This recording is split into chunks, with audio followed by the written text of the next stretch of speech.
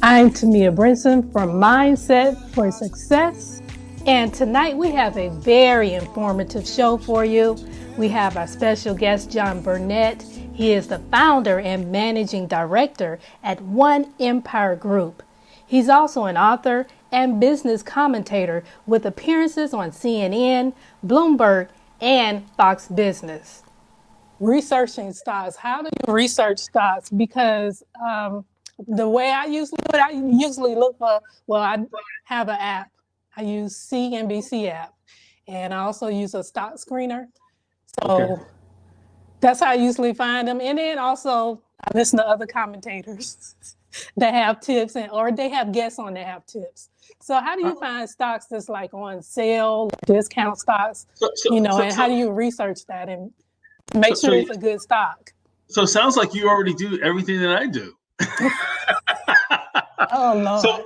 So here's the thing, right? So knowing that there'll be a lot of people watching this program, the first thing that I want them to focus on is knowing who they are, right? So what I use, the tools that I use to help convert understanding money and investments is tying it to biblical principles as well as love. So consider it the intersection of money, faith, and love. Okay. Right? So if a man is trying to find a wife, or a wife, desires a husband, first you got to know who you are as an individual. Right. So if you're a man of God, right, who studies the Bible, has a good prayer life, associates with like-minded individuals, the last place that you should be looking for love is in the club, right? Exactly. or other places. If you know yourself, know your own worth, and know what you're looking for. Same thing with investments. If you don't know yourself, right? The moment somebody says, "Hey, there's a stock, that has a lot of promise and the things that sound good," Right. you have itchy ears, you'll jump at it. So it's very important to understand yourself. So what does understanding yourself mean in investments? One, you should know how much you have to invest. You don't never want to overextend yourself, right? Two, understand your risk tolerance. There are people saying, "Hey, I want to make a lot of money, a quick buck," right? But yet they also say, "Well, I don't want to take on too much risk." There's no such thing. Exactly. So you have to understand, do you want zero risk? If you want near zero risk, then that big reward that you hope for, there's no such thing in the stock market if you don't take risk, right? So understand where you are and how much risk that you're able to take. And assessing risk doesn't mean that you look at how much money you have, right? There are people that are I know a billionaire that doesn't like risk. "Oh, don't talk to me about stocks." Wow. He likes preferred stocks that pay a dividend that doesn't fluctuate a lot.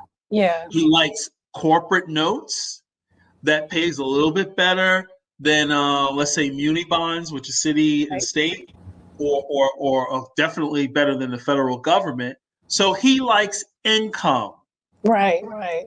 He likes capital preservation, and he's a billionaire. So I use that as an example that you cannot associate risk just by the amount of money you make or your net worth. It's who you are as a person. If you don't like risk, then you should focus on income type of strategy, investment objective. And we'll get to that in a second. Yeah. Exactly. If you want moderate risk, then you can actually go into stocks, right?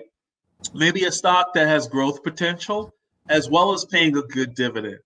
Now, if you want to take on a little bit more risk above moderate, moving into more of an aggressive strategy, then you could look for some of those long shots. It shouldn't be 100% aggressive, but you can look at some of those long shots, tips, as they say, and I just hate to use the word tips.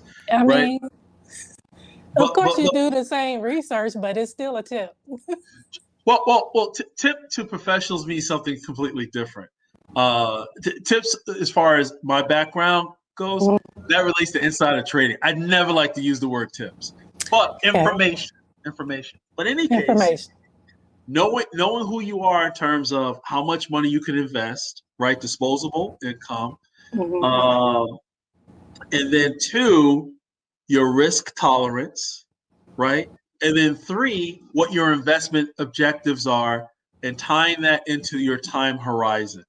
So we went through investment objectives in terms of income, growth, and things of that nature, right? Or capital preservation. We'll be right back right after this break. Hi guys, this is Temia Brinson from the Mindset for Success show, and this month we're going to be talking about finances. That's right, I call it February, the month of financial freedom. Okay, so go ahead and get ready, because we're going to be talking about getting your personal finances together. We're going to be talking about things you need to know about the stock market and cryptocurrency. So get ready to take notes, get out your paper and your pen, and be sure to tune in every Monday night at 9 p.m. on the Daily Gospel Network. What exactly are stocks? Stocks represent ownership in a company. By owning shares of stock, you own a piece of a company. If the company does well, the stock may increase in value. If the company doesn't do well, the stock may decrease in value. Some companies may pay a dividend to owners of stock.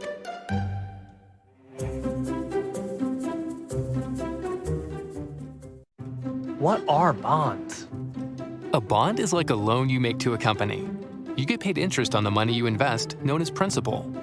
Unlike a loan, however, the value of the bond fluctuates based, among other things, on the performance of the company and the interest rate environment. You can sell the bond at any time. If you keep it until maturity and the company doesn't default, you will be repaid your principal plus interest.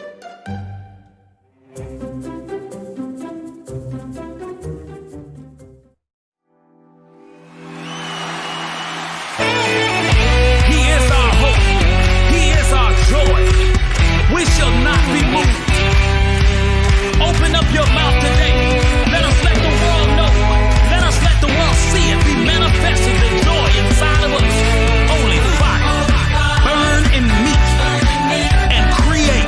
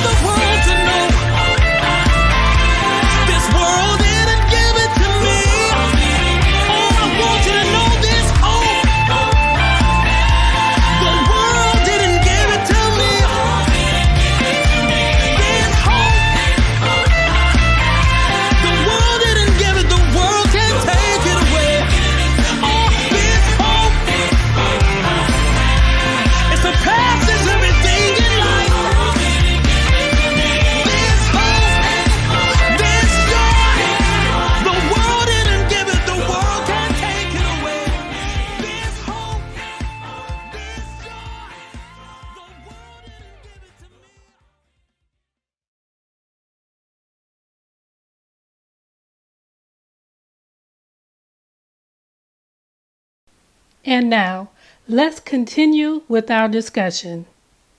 But let's talk about time horizon.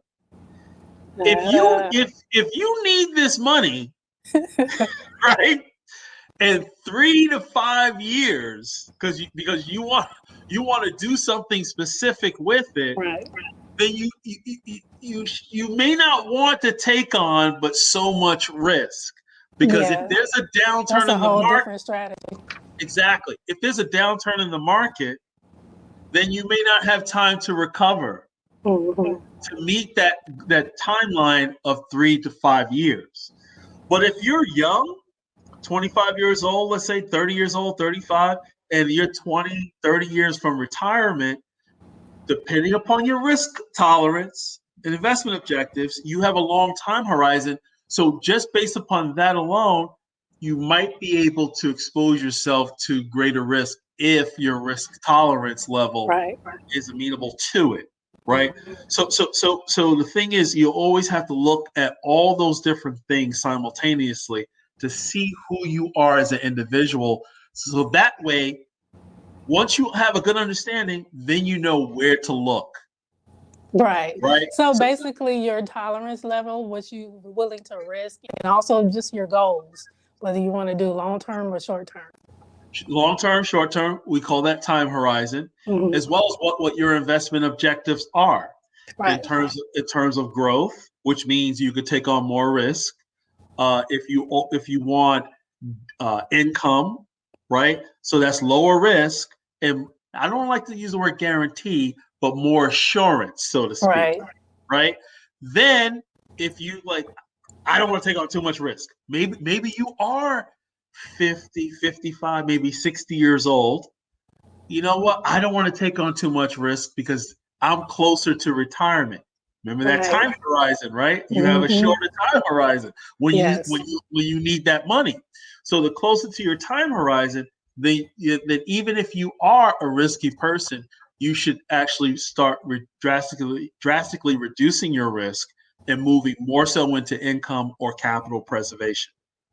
Right. Okay. So knowing who you are, right? So again, as an example, before we get into researching stocks, if your time horizon is short, if your risk tolerance is low, and if your investment objectives are not growth, then you shouldn't be in these chat rooms or looking for those tips, as you say, on the latest, greatest news story on a company to hit a home run, because that's not who you are as a person. Right. Exactly. So I tell people the same principles that you apply in the scriptures based upon your faith, and the same thing that you apply with respect to setting yourself up for to meet that mate or to be selected as a mate, the same process when it comes to money and investments. Wow, wonderful. Knowing who you are. Knowing who you are, and when something comes by that's high risk, you know what? That's not for you. That's not for me. That's not for me, right? Because knowing who you are gives you a higher level of discernment, right? Whether it's love, faith, or money. All those principles apply. Right. Okay, so now how do you actually go into your research? Because some people do like analysis based on the reports and everything, the financials, and some people go through the charts. Like I started out going through the financials, but because of my previous background, that was the deterrence for me. So I moved on to just the charts, and it's been working for me. But every now and then I do check out the financials. But how do you do it? So I think this comes down to personal preference, right? Again, going back to who you are. So some people, they love charts, they love graphs. They're very visual people. Yeah, that's me. Right? So you like those charts, the 50-day moving average and I need all to see that the other trend, and right, the trend analysis and everything. I like that too. I flirt with it a little bit, right? But I'm a fundamentals guy. Okay. I like to look at the financial report. I like to read what did the CEO say. So I like to listen first, right? Then I like to dig into the MD&A, Management Decision and Analysis, which is part of every company's annual report, right? And if I would relate that to the word, right? You listen to the word to minister, right? But you also read to make sure that it's supported in Scripture, right? Yes. So there's a lot of parallel tracks here. So you want to see what does the management decision analysis, what are they saying about the current state of the company in terms of revenue, whether the revenue is missed or not, right? The reason why, what did the company do in terms of performance? And then, most important, it's not just about right now, but stocks are valued based upon what's going on now, but more so future cash flows. Right. So what is the outlook of the company? Right? So if you apply that to biblical scripture, a lot of times people only looked at or considered themselves, even when they were called by God, well, I'm just so and so. But God looks at the future.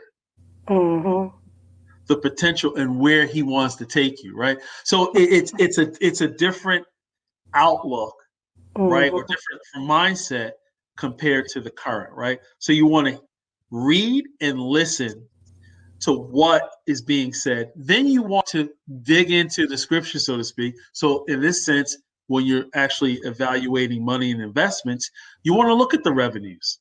Right. Right? Is the revenues growing? Right? That's what you're doing when you're looking at charts. Is how is the performance going? So you want to look at revenues. Right. If there's a drop in revenues, you want to know why. Is there a good reason? Right? Then you want to know what the outlook is. Well, how soon before they rebound and then exceed, right? We'll be right back right after this break. Hi guys, this is Temia Brinson from the Mindset for Success show, and this month we're going to be talking about finances. That's right, I call it February, the month of financial freedom, okay? So go ahead and get ready because we're going to be talking about getting your personal finances together. We're going to be talking about things you need to know about the stock market and cryptocurrency. So get ready to take notes, get out your paper and your pen, and be sure to tune in every Monday night at 9 p.m. on the Daily Gospel Network. What's an ex-dividend date? The ex-dividend date is a date that determines if you are owed a dividend. If you held shares of a stock before the ex-dividend date, you get the dividend. If you purchase shares of a stock on or after its ex-dividend date, you will not receive the next dividend payment.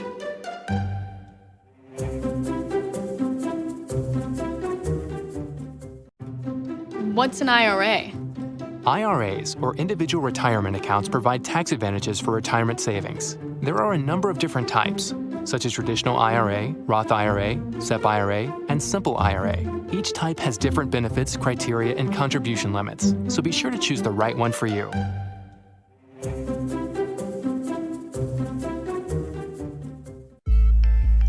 A little over a year ago, I was let go from my job after being there for 17 and a half years. I was looking for employment and had back-to-back interviews. Little did I know, my entire employment file was frozen and no one was able to verify my previous employment. So while I was trying to get that straightened out, I got my mortgage license. But guess what? That wasn't enough. So one day, a pastor friend of mine told me about making money on the stock market. I researched it, found teachers and people on YouTube to explain everything, and finally, I gave it a try. My first trade, I made $400, and then I got better the more and more I started trading. I got to the point where I'm making almost the same amount that I was making when I was on the job. Now I'm buying a new car and still paying my bills, all while trading stocks for a living. I am what is called a swing trader. I remember while on my previous job that I would be saying to my coworkers and to God that I wanted to work for myself so I could free up my time and do what God called me to do. Little did I know that God was listening in on the conversation and working to fulfill that dream. I want to give you the opportunity to have the same financial knowledge. So let me encourage you to become a member of Mindset for Success. Become a VIP or a professional member, because when you have those memberships, you will be able to follow my journey. I will have videos showing you how I do trades. You will have access to certain trades that I make. You will also see what I'm doing and also see the strategies that I put in place. So again, go ahead and join and sign up. You have to be either a VIP or a professional member to gain access. So go ahead and do that today. And now, let's continue with our discussion. If a person is making a lot of money, but yet you look at their bank account, what they take home and what they're doing with it, if it's not adding up, they're like, okay, this person's not good with money. Exactly. Translate that into research and analysis. If a company's top line is growing in terms of revenue, but their operating income is very low and they're yielding very little performance, that means they're not spending or investing the money appropriately. So people want to look at numbers, but you also want to look at the management team. Who is running that company? Right? So because people, you invest in companies, but you also invest in that leadership. Right? So if you want to relate that to love and things of that nature, the thing is, the person might have a good job and all these other things, but if they're not good with handling money and making the right decisions with it, that could be a recipe for disaster going into the future. So you want to look at revenues, you want to look at operating, you want to look at the return on equity in terms of the investments. Then you want to benchmark. How well is that company doing against its peers? Right? I'm quite sure, a lot of investors are perplexed when a company made money, but the stock is going down. That doesn't make sense. Yeah, you got to look at the competitors and look and see what they're doing. Yeah. Oftentimes, the street, so to speak, they're taking into account not what happened yesterday, reporting on past earnings and financial results, but the future. But at the same time, they're also benchmarking. And that's what investors should do as well. They should look at how well ABC stock is doing against DEF and XYZ. Yes. Right? We call that comparison and benchmarking. Because here's a shocker for your viewers, right? If I were to ask people, besides the product, right, they would say a company is in business to do what? Make money.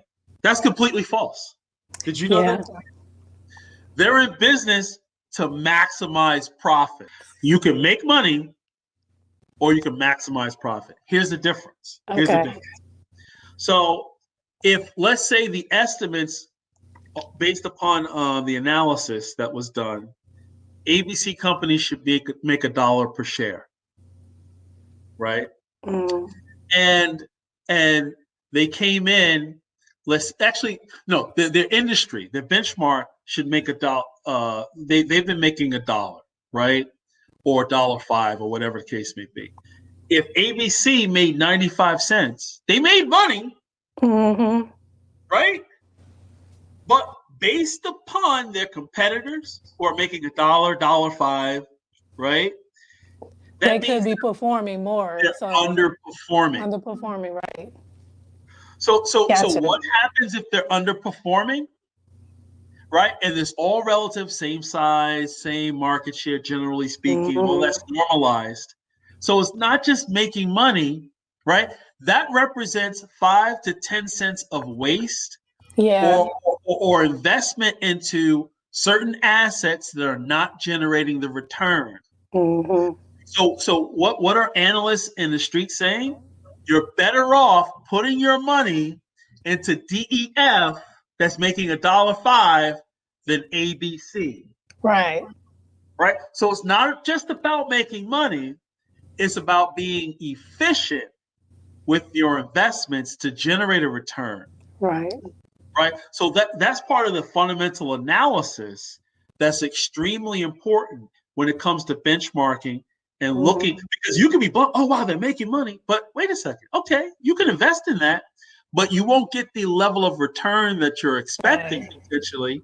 And you might as well invest into the competitor, because the competitor is generating a better return. Outperforming them. Yeah. Exactly.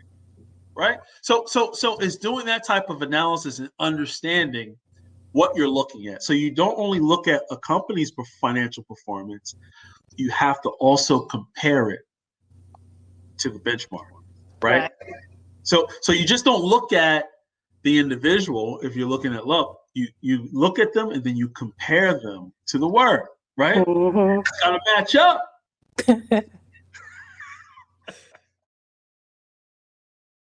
We will continue with John Burnett next week.